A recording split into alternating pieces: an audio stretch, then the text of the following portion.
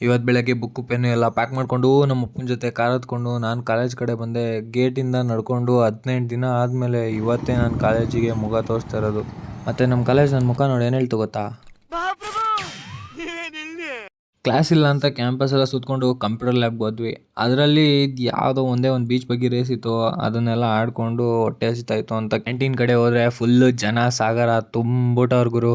ಅಲ್ಲಿ ನಮ್ಮ ಹುಡುಗರ ಜೊತೆ ಊಟ ಎಲ್ಲ ಮುಗಿಸಿ ಹೊರಗಡೆ ಬಂದರೆ ಇವ್ರು ನೋಡಿ ನಾಯಿ ನೋಡ್ಬಿಟ್ಟು ಏನು ಹೇಳ್ತವ್ರೆ.